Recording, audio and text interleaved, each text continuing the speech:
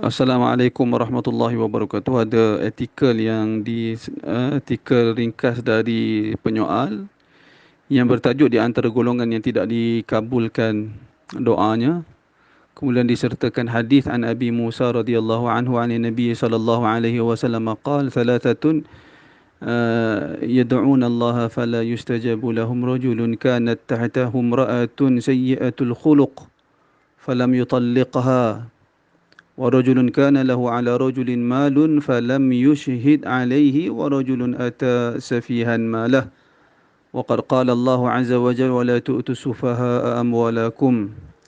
Yang bermaksud dari Abu Musa al-Asy'ari radhiyallahu anhu dari Nabi sallallahu alaihi wasallam, beliau bersabda ada tiga golongan orang yang berdoa kepada Allah tetapi doa mereka tidak dimakbulkan. Mereka itu ialah satu, seorang lelaki yang memiliki isteri yang buruk akhlaknya, namun ia tidak menceraikan isterinya itu. Yang dimaksudkan tidak dimustajabkan doa lelaki ini iaitulah dia apabila dia berdoa, dia tengok isteri dia akhlak yang buruk, dia doa uh, perkara yang tidak baik ke atas isteri dia, maka Allah Ta'ala tidak memustajabkan doa orang seperti ini kerana dia ada kuasa untuk menceraikan isteri yang berakhlak buruk tersebut. Itu maksud yang diterangkan oleh para ulama. Kemudian yang kedua, ada seorang lelaki yang meminjam harta orang lain. Seorang lelaki yang meminjam harta orang lain namun ia tidak mengakuinya hal tersebut. Betul ke terjemahan tu? Dalam hadis sebut wa rajulun kana lahu ala rajulin malun. Bukan itu maksud dia. Seorang lelaki yang meminjamkan seorang laki-laki yang meminjam harta orang lain namun ia tidak mengakuinya hal tersebut. Kalau maksud hadis ni wa rajulun kana lahu, seorang lelaki dia ada duit yang dipinjam oleh orang lain, falam yushhid alaih, tapi dia tak lantik, ataupun ketika dia memberi duit itu kepada pinjam kepada orang lain, dia tidak melantik saksi untuk menyaksikan pinjaman tersebut. Itu maksud hadis ni. Maka orang yang seperti ini dia dah berikan harta dia kepada orang tanpa ada apa-apa saksi. Dia seperti telah mensia-siakan hartanya. Kemudian katalah orang yang meminjam tu tak nak bayar balik duit dia. Dia doa keburukan ke atas orang tu, ataupun dia minta Allah Ta'ala kenakan hukuman ke atas orang yang meminjam duit dan tidak mahu membayar duit dia tu. Nabi kata orang yang seperti ini tidak dimakbulkan doa dia, disebabkan dia sendiri telah mensia-siakan harta. Dia memberi pinjaman kepada orang lain tanpa sebarang penyaksian.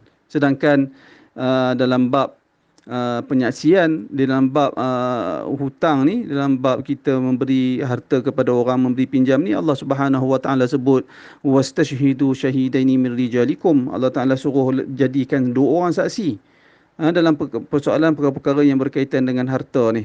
Kena ada dua orang saksi. Tapi dia bila ada orang nak pinjam duit kat dia, dia beri begitu sahaja tanpa diwujudkan, dia lantik saksi dua orang. Maka orang yang seperti ini dia seperti mensia-siakan harta. Kalau orang yang meminjam duit dia orang tu tak nak bayar, maka kemudian dia minta supaya Allah Ta'ala jatuhkan hukuman ke atas orang tu, maka doa yang seperti ini tidak dimakbulkan oleh Allah Subhanahu Wa Ta'ala. Itu maksud hadis ni.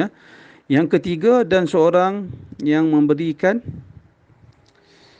terlepas dah. Dan seorang yang ketiga, mana hadis tu? Dan seorang yang memberikan harta kepada orang yang bodoh, padahal Allah Azza wa Jalla berfirman, janganlah kalian memberikan harta kalian kepada orang-orang yang bodoh. Ya, betul. Dia beri harta kepada safih. Safih ni orang yang tidak sempurna akal, dia yang akan menggunakan harta secara pembaziran. Dia buang begitu saja harta, beli perkara-perkara yang tidak perlu. Maka orang yang seperti ini juga tidak, jika dia tengok harta dia telah disalahgunakan oleh orang yang bodoh tersebut, maka dia tidak berhak lagi untuk berdoa apa-apa, dan kalau dia berdoa pun Allah Subhanahu Wa Taala tidak akan memustajabkan doa dia. Kemudian penyoal bertanya, setelah mendapat hadis ini, lalu saya semak pula tafsir surah An-Nisa ayat 5 tersebut dan mendapati ianya dirujuk kepada ibu bapa sebelum sefaham saya. Apakah benar demikian, Ustaz? Tak betul cara sebegitu. Untuk memahami hadis bukan dengan rujuk tafsir. Untuk memahami hadis bukan rujuk tafsir. Untuk memahami hadis adalah perlu dirujuk kepada syarah kepada hadis. Bukan dengan cara kita buka tafsir lalu kita tengok apa ada kaitan, ada persamaan ayat dengan hadis tu, lalu kita rasa itu yang dimaksudkan. Bukan itu cara sedemikian. Salah, tidak tepat cara sedemikian. Wallahu a'lam.